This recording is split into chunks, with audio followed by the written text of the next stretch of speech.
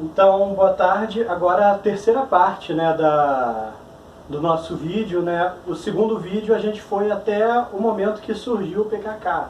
Então, agora, para concluir, né, porque esse assunto aí daria para ficar anos falando sobre isso, mas eu estou querendo só aqui fazer um pequeno histórico, apresentar só o básico.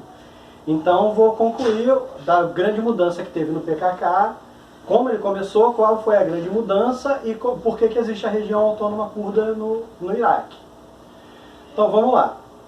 Como eu estava falando, em 78, né, sempre teve essas organizações curdas, né? A mais importante era o Partido Democrático Curdo, e que era um partido que tinha uma concepção de frente popular, ou seja, uma colaboração com a burguesia nacionalista, que aí no caso seria a família Barzani. E o PKK ele já era diferente. Ele, quando surgiu, ele era guevarista. Então, era uma organização que, em primeiro lugar, estava orientada para os setores mais pobres ali de Bakur, né? Ou seja, do Kurdistão, que fica no território da Turquia. E depois que era uma organização extremamente, né, voltada para a questão da luta armada, porque o guevarismo, ele diferente de uma organização stalinista ou trotskista, que é um partido político, ou de uma organização maoísta, que é um partido que tem um braço armado, para o guevarismo a organização é uma organização política e militar ao mesmo tempo. Então, em 84, 6 anos depois, eles conseguiram acumular a quantidade de militantes e de armamento para começar a luta armada, e começaram um processo de luta lá na região.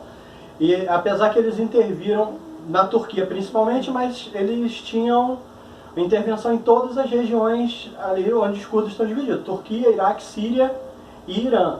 E na Síria, eles naquele momento apoiavam o pai do Bashar al-Assad, né, o Hafez al-Assad, que governou até 2000. Dentro daquela mentalidade mesmo, né, de frente popular, que apoiava o governo nacionalista e tudo.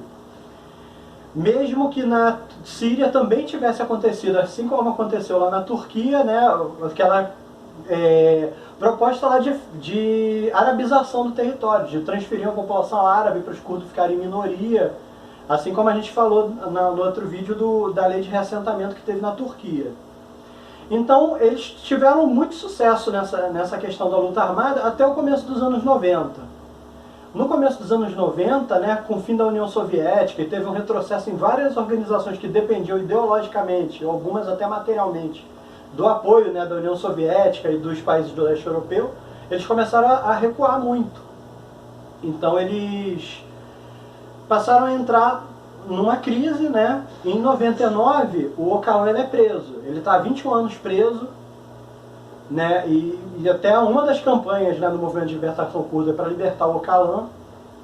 E na prisão ele começa a reavaliar, né? Depois, não só pela prisão, pela derrota estratégica que foi da luta armada e pela crise, né, do campo da União Soviética, né? Eles começam a reavaliar o que é o socialismo, qual é a concepção. E o Öcalan começa a se aproximar, né, de um teórico anarquista que é o Murray Bookchin, que escreveu sobre o comunitarismo, né, que é uma outra concepção nova anarquista que é a ideia de autopoder local, né, diferente de, por exemplo, o anarcossindicalismo, que era uma ideia de organização por local de trabalho como forma de poder. Para o Bookchin já são assembleias, né, com controle sobre regional, né, como se fosse cidade, né, a concepção dele ele chama até de municipalismo libertário.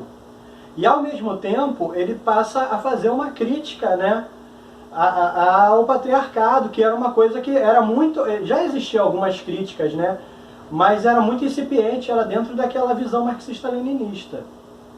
Como o PKK era guevarista, eles eram muito influenciados pela visão lá do Che, né, da construção do novo homem, né, no socialismo, né. O Che tem até aquele texto, o Socialismo e o Homem em Cuba, que é o texto mais importante dele, até mais importante do que os textos sobre guerrilha, que ele fala isso, né, que existe essa necessidade de criar um novo tipo de ser humano, né, não adianta só mudar a economia.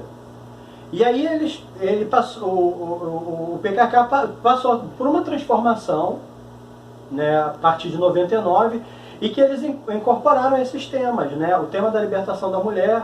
A gente vai ter outro vídeo aqui da companheira sobre a genealogia, né, que é a teoria que se desenvolveu no PKK sobre a libertação da mulher, e a questão da democracia, né, que levou ao confederalismo democrático, essa visão de que no território tem que ter uma representação das nacionalidades e que isso tem que ser através de órgãos de democracia direta, que é bem diferente daquela visão guevarista que praticamente a organização monopoliza o poder político, né? E isso deu uma abertura para ter uma visão mais libertária do que é o processo revolucionário. Não acho que viraram anarquistas, acho que é um erro dizer que eles viraram uma organização libertária, mas existe uma abertura. Isso é uma coisa que a gente... É inegável que existe essa abertura. Tanto que eles rompem em 2004 com o Bashar al-Assad, porque eles massacram os curdos em Qamishli, e aí eles passam para a oposição. Quando começa a Guerra Civil na Síria, em 2011, logo depois, em 2012, em julho, eles conseguem, porque teve uma ausência do Estado ali, que não conseguiu, se desestruturou, não conseguiu mais manter o poder, eles tomam lá a região em Rojava e começam a exercer na prática o confederalismo, né, que é o que a gente vai falar em outros vídeos aqui dessa série, não nesse. E aí, só para terminar...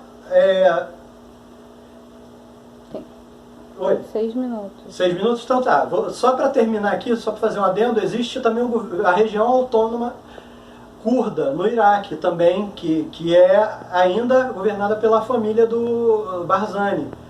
E só para explicar, né, é um governo independente que existe desde 92, porque quando surgiu a União Patriótica do Kurdistão, como eu falei lá no vídeo anterior, em 75, eles ficaram uns 13 anos fazendo guerra de guerrilha na região lá do Iraque. Em 88 teve o Saddam Hussein, ele fez um ataque que matou 5.000 pessoas com armas químicas, de destruição em massa lá no Iraque, que foi uma das coisas que o George Bush pai alegou quando houve a guerra do Iraque em 91. Como eu tinha falado, no começo o Partido Democrático Curdo eles eram de esquerda, mas com o tempo eles foram se burocratizando e alinhando à direita. Atualmente eles são muito alinhados ao governo americano. Em 92, os americanos, como uma das medidas de retaliação contra o Saddam Hussein, eles criaram uma zona de exclusão aérea, onde a Força Aérea do Iraque eles iam derrubar se passasse pela região, que era a região, e uma parte dessa região era a região que depois os curdos, em 92, fizeram a eleição e passaram a funcionar como um governo de fato, né? Legalmente não era reconhecido, mas era um governo de fato a partir de 92, que era dividido entre o Partido Democrático Curdo e a União Patriótica do Kurdistão. E em 2003, quando morreu Saddam Hussein, oficializou lá no novo governo do Iraque pós-Saddam que eles são uma região autônoma curda. Só que diferente da região autônoma de Rojava, não foi conseguida através da luta revolucionária. Foi conseguida através de uma negociação lá com o imperialismo americano. É um governo burguês alinhado com os Estados Unidos e que muitas vezes cede à Turquia, mas é outra expressão da autodeterminação lá que eles tentaram até recentemente a independência, não conseguiram, né? Quando a gente vai avaliar a política curda como um todo, tem que ver que os dois polos principais são esses, esse polo de esquerda, né, que é o PKK, e o polo de direita, que é o Partido Democrático Curdo, né? Espero ter ajudado a explicar e vamos fazer outros vídeos, tal. Se vocês tiverem dúvida, pergunta nos comentários, a gente vai levar tudo isso em conta para fazer novos vídeos para continuar essa conversa, né? Que é uma questão tão importante que é tão pouco discutida aqui no Brasil. Tá bom? Obrigado, boa tarde.